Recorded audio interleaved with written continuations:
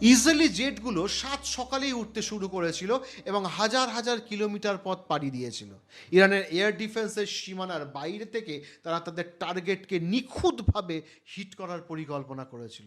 এতে তাদের সাহায্য করেছিল স্প্যারো মিসাইল। ইসরায়েলের প্রিসিশন মিউনিশন একটি ছোট ঘরকেও প্রায় 1000 কিলোমিটার দূর থেকে নিখুঁতভাবে নিশানা করতে পারে। ইরানের যে কোনো এয়ার ডিফেন্স সিস্টেমের সর্বোচ্চ সীমানার বাইরে থেকে এই মিসাইল ফায়ার করা সম্ভব।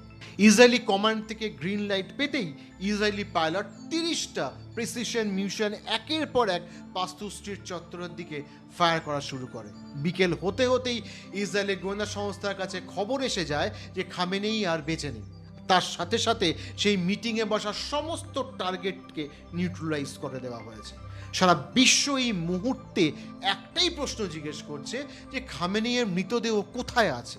কারণ ইরান থেকে এখনো পর্যন্ত তার শেষকৃত্য নিয়ে, অর্থাৎ তার জানাজা বা তার কবরে পৌঁছানোর নিয়ে কোনো আপডেট নেই। তার পরিবারও মারা গিয়েছে, কিন্তু ফটো মৃতদেহের এখনো পর্যন্ত একটু আসেনি। কিন্তু সবচেয়ে বড় প্রশ্ন এই যে শেষ পর্যন্ত তার জানাজা কেন বের করা হলো না এবং তাকে কবরে কবে দাফন করা হবে? সেই মৃতদেহ কার কাছে আছে? নাকি সেই মৃতদেহ আমেরিকা ও ইসরায়েলের ছোড়া মিসাইলের বিস্ফোরণের সাথে সাথে তা উড়ে গেছে?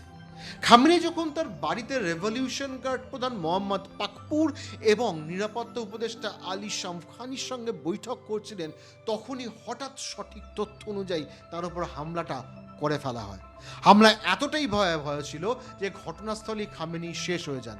নিউ ইয়র্ক টাইমস এ বিষয়ে লিখেছে যে স্ট্রাইকের পর খামেনেইর মৃতদেহ মার্কিন রাষ্ট্রপতি ডোনাল্ড ট্রাম্প এবং ইসরায়েলের প্রধানমন্ত্রী বেঞ্জামিন নেতানিয়াহুকে দেখানো হয়েছে।